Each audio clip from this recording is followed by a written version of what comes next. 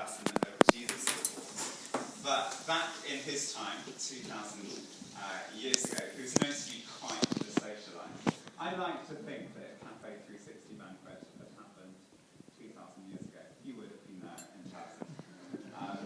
But along with that,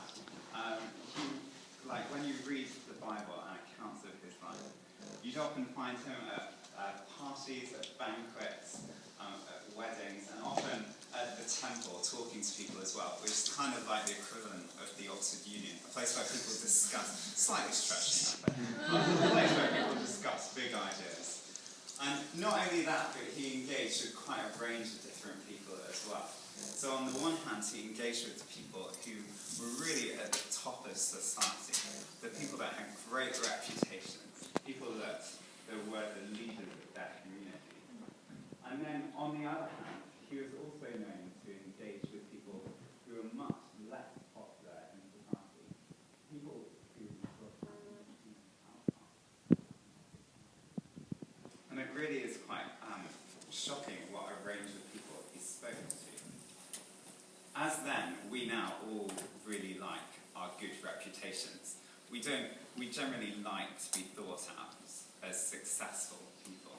Whether that's in a very kind of obvious sense, such as for us, like our academics, or maybe in the future financially, or then maybe in more of a subtle sense in terms of, I guess, not wanting to be seen as the loner in college, wanting to have your crowd of friends around you.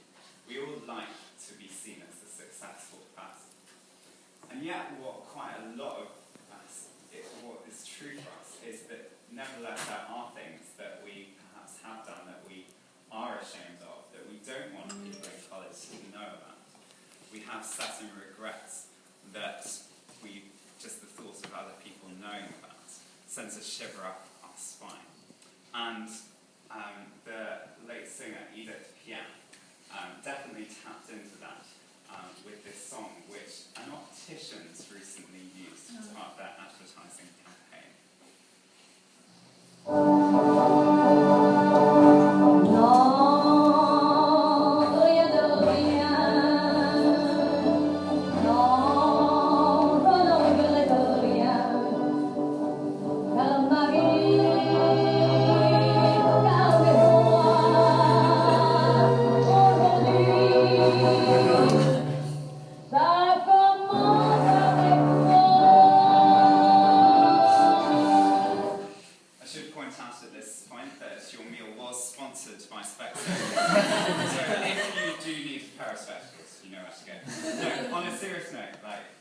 Edith Piaf really didn't like the idea of regrets. In fact, she claimed she had no regrets. And yet, how does that match up with us and our experience?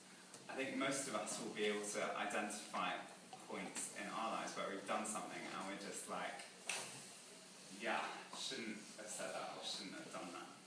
I was reading an article on the BBC News website this week, actually, it was an article about siblings, brothers and sisters who bullied one another, and they got people to write in with their own experience, not only of being bullied themselves, but also of being bullied. And one woman wrote in saying this: "I said some absolutely unforgivable things to my brother, which even as an adult I feel incapable of repeating, because I feel so ashamed. I don't think I'll ever be able to let that guilt go." And whilst for us, then we may not have bullied our brothers and sisters particularly, or has kind of an experience which particularly stands out so vividly for us. Nevertheless, as we cast our minds back, there are times where we just wish we hadn't said or done something with hindsight. And tonight I'm going to be quickly talking about a couple of people that met Jesus at a banquet in Israel 2,000 years ago. And both of them, like us,